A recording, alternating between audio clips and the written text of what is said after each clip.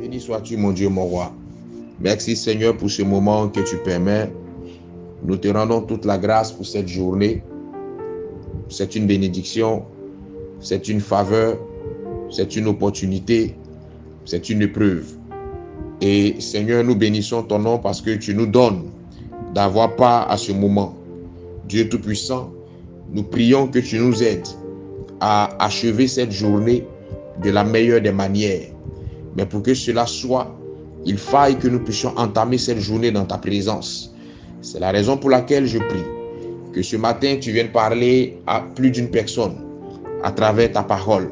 Et que cette parole-là soit une lumière sur notre sentier et que cette parole-là nous éclaire. Béni sois-tu parce que tu nous aides par-dessus tout à pratiquer ce qui nous sera enseigné ce matin au nom puissant de Jésus que j'ai prié. Amen. Je vous salue tous dans le nom puissant de notre Seigneur Jésus-Christ, vous qui êtes membres du temps des paroliers. Bienvenue à la dévotion de ce jour. L'intitulé de cette dévotion sera Nouvelle naissance. Et sans plus tarder, nous allons aller dans la parole de Dieu, Jean le chapitre 3, versets 1 à 8. La Bible déclare ce qui suit. Mais il y eut un homme d'entre les pharisiens, nommé Nicodème, un chef des Juifs, qui vint, lui, auprès de Jésus, de nuit, et lui dit, « Rabbi, nous savons que tu es un docteur venu de Dieu, car personne ne peut faire ces miracles que tu fais si Dieu n'est avec lui. » Jésus lui répondit, « En vérité, je te le dis, si un homme ne naît de nouveau, il ne peut voir le royaume de Dieu. » Nicodème lui dit, « Comment un homme peut-il naître quand il est vieux?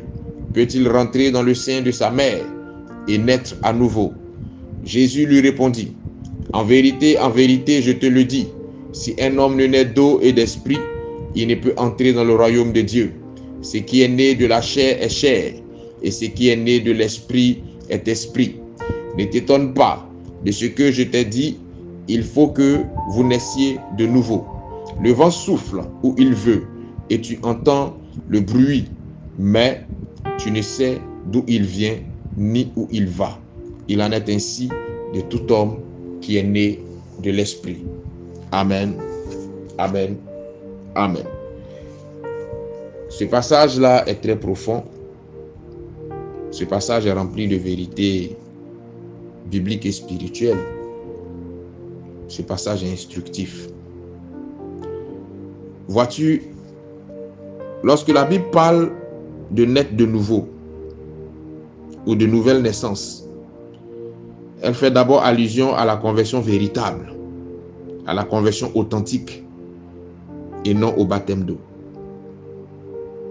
La conversion, c'est accepter Jésus-Christ comme Seigneur et Sauveur personnel d'un cœur et d'une âme sincère. La conversion, c'est un changement radical qui te fait aimer les choses de Dieu. Elle te pousse à affectionner la présence de Dieu et à avoir sa crainte. La conversion authentique t'amènera à détester les œuvres des ténèbres. Tu as souvent cru que aller à l'église, dormir à l'église, te faire baptiser, payer fidèlement ta dîme et tes offrandes, être aux petits soins de l'épouse du pasteur ou du pasteur lui-même était synonyme de nouvelle naissance ou de conversion véritable. Faire ces choses n'est pas mauvais, mais c'est une erreur de penser qu'elles sont la preuve d'une conversion authentique. Car certains vont à l'église au quotidien, d'autres sont baptisés. Pour encore certains, il y a une volonté de soutenir l'œuvre de Dieu qu'ils matérialisent en actes. Mais malheureusement, ces personnes ne sont pas nées de nouveau, elles ne sont pas du tout converties. Et cela se vérifie dans leur attitude au quotidien ou dans leur attitude au fil du temps. Comprends une chose, celui qui est vraiment né de nouveau ne renie jamais la foi en Christ. Peu importe l'adversité, peu importe la situation qu'il a face à lui, peu importe l'épreuve, cette personne demeure attachée au Seigneur parce qu'elle sait que sans le Seigneur, elle ne peut arriver à bout de cette adversité ou de cette épreuve.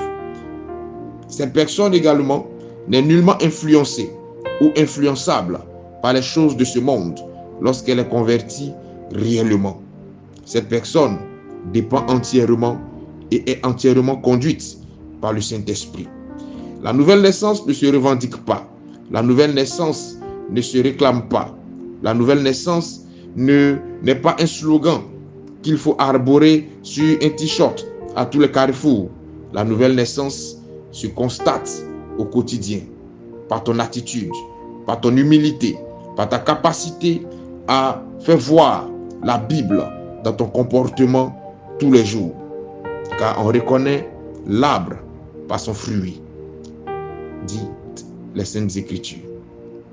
Si le Seigneur a parlé à ton esprit ce matin, je prie qu'il t'aide à comprendre le fond de ma pensée, qu'il t'aide à connaître la réelle conversion et qu'il t'emmène à un changement radical par la force de son esprit. Je prie ce matin que Dieu vienne te délivrer de tout ce qui t'empêche de te convertir réellement. Je prie ce matin que Dieu libère ton esprit de toute forme d'oppression et de toute forme de barrière qui t'empêche d'accéder à une conversion authentique. Que le Seigneur te bénisse et que sa grâce soit sur toi. Shalom chez toi.